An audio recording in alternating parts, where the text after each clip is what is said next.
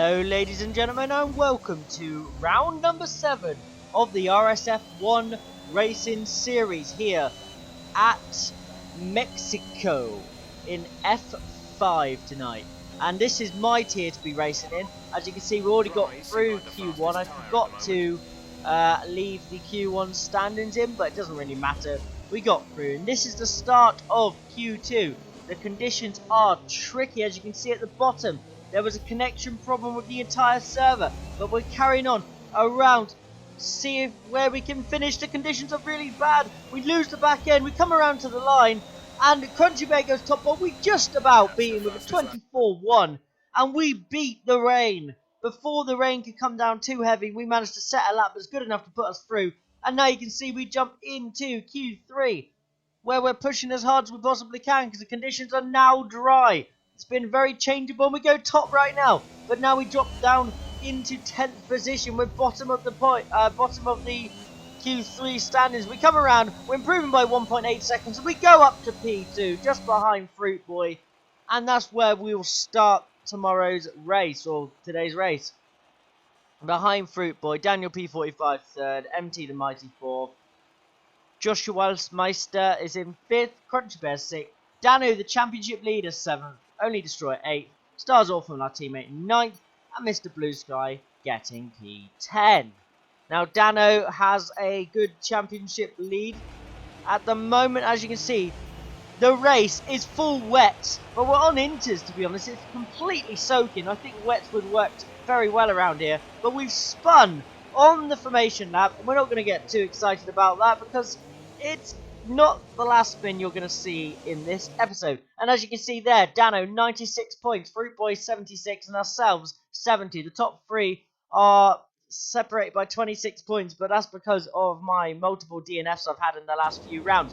But now we gear up to the 5 red lights as I have a voice crack, and it's go, go, go here for the Mexican Grand Prix in monsoon conditions. The weather's awful, but we get a good launch off the line, but there's chaos behind us, and it looks like Rooney Ethan is already out, but we launch our way into P1 just before the safety car does get deployed, and we lead off the line, but chaos behind. Looks like 4 cars are involved, maybe 5 possibly, but Rooney Ethan's already out even before he gets to the line. And now we jump to the end of lap 3, where the safety car is about to go in, and we're just warming up our tyres now, making sure we can get the best restart possible. And it's going to be a tricky one because the conditions are bad, so any sort of traction change will spin the car. You've got to be very careful in warming up the tyres as well. But we're just waiting. They're going to think we're going to go immediately here, so we're not going to. We're going to wait. Now we go, as soon as we see the proximity arrow come up beside us, but we nearly lose the back end, but we just about get away with it. And the restart's not too bad, could have been better, but we have kept the lead for now. Now will Fruit Boy slipstream us down into turn 1? I don't think he'll get close enough, so we should be able to hold the lead into turn 1 and turn 2 and 3, because it's such a narrow little section. We don't want to be going side by side of each other here. And as you can see, we're struggling for grip and traction and everything, and we nearly lose the back end. We just about save it, but we are struggling probably as much as everybody else. But I know our pace in the wet is poor.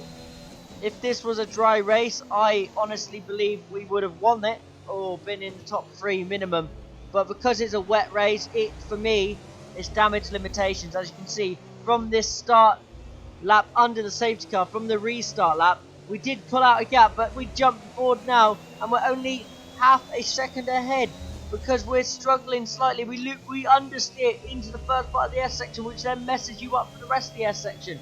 But we're just struggling for grip. As you can see, Joshua behind us is just gaining on us bit by bit. He's going to go for a move, I think. He's getting close. He thinks about a move, but does not go for it just yet. But he is racy behind us. We've got a good gap to Fruit Boy, Daniel P45 and Mr. Crunchy Bear at the moment, but I don't think those gaps will remain. So we'll see what happens into the next few laps. Now we're just struggling for any sort of traction, and we'll just get out of that corner. We short shift to 4th gear just to try and give ourselves a little bit more traction, and it just about keep ourselves in the lead as we get confirmed by GF. It's going to be a 1 stop. Now we jump forward to lap 7.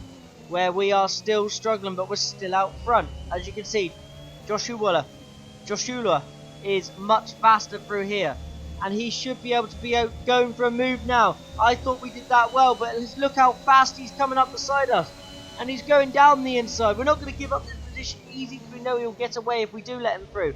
So we just about keep it within the track limits. He's on the outside. This is lovely racing by the two of us, side by side. We give him the space, and he's still there, but we just about hang on. But now he comes back again. We're just going to try and stay on the outside, get the best traction, short shift for fourth, get around the corner, straighten up a little bit, and get the ERS activated, and we do keep the lead for now. But now that opens up Fruit Boy to attack Joshua behind us. I'm just going to call him Josh. I can't say his name. So Josh and Fruit Boy side by side, and I think Fruit Boy's just about made that move stick on Josh. But no, Josh comes back. Fruit Boy side by side. There's chaos behind us. But now Kravitz is out of the race, and it brings out the second safety car of the race, and it's neutralised again. But Fruit Boy did pass Josh under that one. Now the safety car is going in again. No rest of breath for me, no break, and we lose the back end, but we get the acceleration and just about keep the car in a straight line. Even under safety car restarts, it's just awful. The traction's so bad. As you can see, Fruit Boy thinking about going for a move on us nice and early, but I don't think he'll be able to make it. He's only 2 tenths behind us. He dropped down to about a tenth there because he was thinking about a move, but he can't go anywhere because there is nowhere to go. Such a single file section, and we just about keeping the lead, but he is getting closer, and I think as soon as he makes that move he will pull a gap on us, because there isn't an awful lot we can do to fight him. But for now we should be able to just keep him there and keep him there as long as possible, so he's wearing out his tyres a bit more than ourselves, and hopefully just not make any silly mistakes. And as you can see there, we did ride the curbs, which was a bad thing to do in these conditions, but we get away with it, luckily. And now you can see, just trying to keep it in a straight line through the S section. Make no mistake. Short shift down to fifth there briefly. Just downshifted and then back up. And now Fruit Boy's going for a move on us. Crunchy Bear has retired. Will it bring out another safety car? It does. And we're side by side with Fruit Boy as the safety car comes out. And I don't think the game knows who's meant to be in the lead here. So he gives us the position back. We give him position back. No, and then he does it again. Then we give it back because we're going to get a penalty. And you'll see in a moment, going down into turn 1, I think Fruit Boy tries to get off the track to give us the position back again. But I don't really know what was going on there because we were side by side. I think I was in the lead as the safety car came out. The game thinks it was Fruit Boy, which for me, I'm not fully agreeing with, but I guess it's okay. And as you can see, there is Fruit Boy getting off the track out of our way, letting us through, but then the game says no, let him back through. So that's exactly what we do. We move out of the way, we let Fruit Boy through. He's going to lead the race now, and hopefully we can have an attack on him as early as possible. And oh my god, no, a silly mistake from ourselves. We were trying to get rid of something on the dash because it was annoying me, and we spin doing so. Ridiculous mistake from myself. And Stars Orphan gets an illegal overtake on us, and we get the position back on Stars. But we drop down to 6th place from 2nd. Poor mistake from us. And we don't need to be doing silly things like that if we really want to be in a championship fight. And as you can see now, our championship rival is in front of us on track. Dano, right in front of us.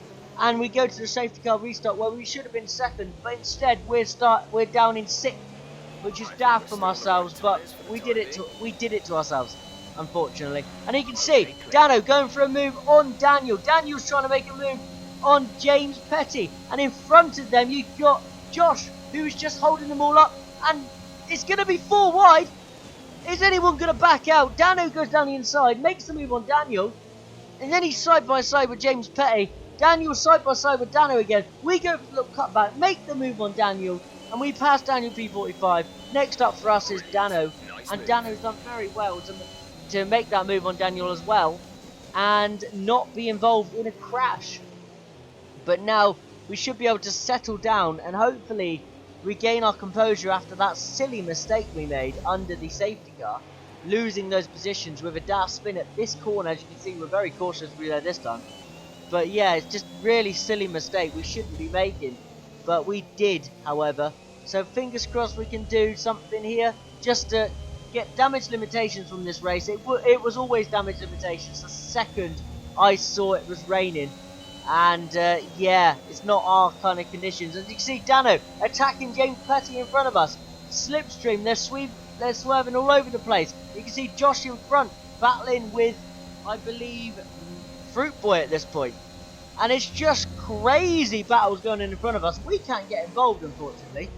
And we're just sitting here hoping for the best. But now James in front of us looking vulnerable after Dano passes him. And we did gain a lot of time on them there because they were going side by side into a into a single file section, really. And it cost them a lot of time. James all over the back of Dano. I thought about going for a dive, realised I was too far back. Do we think about it again? No, we stay here for now. We do outbrake ourselves slightly into the weird looking hairpin. Now we just sit behind James, who loses the back end slightly and goes into the pit lane. So I presume he was scheduled for a pit stop sometimes too. And James Petty is in the pits. That promotes us up into P4. And now, this is where we consider an undercut option on Dano in front. Because Dano's going to stay out. What we're going to do is the opposite. So we're coming into the pit lane now to see if we can get a little undercut. And you can see, that's Josh in the pits in front of us as well. And only Destroyer's doing very well for himself up in P3. And we need to get in, get a good pit stop and get out. As you can see, we're holding the clutch, but for some reason the game decided not to register the fact we were doing so. And that costs us massively. And we do lose time for doing so. But will we come out in front of James Petty, who pitted just in front of us? And we do just about overcut him, to be honest with you. I'm surprised that's worked, because the undercut is very powerful, but I guess it's not powerful in the wet. But we make that move, but now you can see we're down in P10, behind Mr. Blue Sky, who's not somebody I normally race. I know that his connection's not fantastic, so I'm going to try and be careful around him, to be honest with you, and make sure I don't make a silly mistake. So we're just going to sit behind him, hopefully pass him down this straight or into turn 1. He shouldn't fight it too hard because of the strategy difference. He's not in our race, really. I mean, he's having his own race, we're having our own race. We're not in each other's races, so realistically he should just let us go here, which it looks like he's going to do. He's not fighting it too hard, but then he breaks really late into turn 1. What's he doing? And comes across the racing line and sideswipes us. Ridiculous driving and causes us to drop positions. We're now down into P11, and that's ridiculous for Mr. Blue Sky. Not very happy with him, but you can see right now I think he's just backed off to let the other two drivers through in front of us, to let me back through, because he knows I wouldn't have been very happy. Obviously it doesn't make it feel any better for me, because it's cost me any chances at good points, and a championship loss in points again over Dano. But what can you do? And you can see Fruit Boy and Timmer are out. Fruit Boy, one of my championship rivals, is out. I don't know what's happened. They're both in the wall there. That is crazy. So Fruit Boy, one of the championship rivals, is out of this Grand Prix. But Dano still in front of us somewhere. I don't know where Dano is, but we're going to pit now. We've double stacked, and obviously everybody knows how stupid the double stacking system is on F1. It makes you sit here for ages. But now you can see, resuming the race, we're in P10, and oh my god, MT the Mighty! He's gone around, and I think he's hit the pit wall on the restart. Lovely bit of drifting from himself, but I believe he avoided damage from what he told me. And you can see James Petty around now. Petty's in the wall, and Petty's out as well. James Petty is out of the Grand Prix. Next up for us is Hippo. Two cars have moved out of our way on the restart with spins. Now we got Hippo up in front of us, who's normally very easy to pass, because he lets me pass normally, because he's a very smart guy. He knows if I'm in a different race to him, he'll let me go. But this one is for position, because neither of us have to pit again. So Hippo's going to fight this, and we need to find a way legitimately past Hippo. And he's a hard driver to pass, to be honest, if he's defending and putting his car in the correct places, which right now he is. And we're thinking about a move. We thought about it here. I think he's using a little bit of ERS down that straight. But now we get a good run through here, and we go down the inside into the stadium section, down into first gear, should be able to make this move stick. Get past him, but Hippo spins us! Hippo hits the side of our car and spins us around. That's ridiculous. We made the move stick. We're well in front of him. I don't understand why he spun me, but it's just very annoying. As you can see, we did record the clip, but I'm not going to put it into the stewards because I do like Hippo, and I don't feel that he would do that maliciously. And it wasn't going very well for me anyway, so I'm gonna let it slide, because realistically he wouldn't do that on purpose. It was just one of those things that happens. And you can see a lovely cutback move here on Jay Chadwick, make the move stick on him, and we get ourselves back into P7. Next up is our teammate Stars Orphan, who's 4.3 seconds up the road. You're on lap 28. Let's see if we can close that gap on him, and once we do, we'll pass Locker as well. So we're realistically looking on for a P5 right now, and you can see by lap 30 we're already on the back of Stars, so we must have made a mistake. Locker going a bit slow as well, so we're just gaining time bit by bit. Now we've got Stars Orphan, who will definitely not make it hard to pass, because he is our teammate and he knows full well for the team's constructors it's better to let me through, and I'm in a championship battle and he is not realistically. So Stars Orphan's a very smart guy, he will let me go here. As you can see, used a little bit of ERS, but as soon as I realised I was gaining on him, I stopped using the ERS. He's backed off the throttle, make the move stick, and now I'm just looking to make sure I can come back onto the racing line without interfering, and I can do so. We're up in P6 now. Next up, Locker. Hopefully we can make a move on Locker on track and hopefully close the gap on Dano, because we do have a penalty advantage right now on him. But now we're behind Locker, get a very cheap extending penalty there. Very silly driving from myself, but we're all over the back of Locker. I can see this being the last place we can make up, because Dano is quite far ahead of me, and I'm just going to see if I can just settle in behind Locker, make a move as soon as possible. As you can see, we get a very good run through here, and it's put us into a brilliant position to maybe have a go at Locker into the stadium section, but we know how that went last time when I tried to pass somebody into the stadium section, so we're being a bit more cautious. We're going to wait for the pitch straight, I believe, here, and just make a move then. You can see Locker is basically now holding us up slightly. We're just pushing, we're going to short shift up to 4, should be able to get the acceleration. Yeah, there we go, we get the ERS activated straight away, get in the slipstream, no DRS assistance because it's raining, and we're just going to hopefully be able to make a move on Locker. He goes defensive, we come back onto the racing line, knowing that full well the racing line is where you want to be into turn 1. He's side by side, he brakes really late, locks his wheels, but we go around the outside, get the inside for turns 2, and then just lovely traction off turn 3 to give us a little bit of a hope of staying in front of him. We use all of our ERS that we realistically wanted to use there, and we make the move. We're into P5. And as I said prior, that will be the last position we're able to make up due to the difference in speed and the penalties as well. So we're going to come home now for P5. Very disappointed with it. As you can see, I let off the throttle across the line. Very annoyed. But P5, it'll do. Championship lost though, because Dano gets P3. Is what it is. I hope you guys have enjoyed today's episode. If you're new around here, subscribe for more. If you enjoyed this and want to see the rest of the season, leave a like and subscribe. I've been Chris12LFC, and I'll see you later.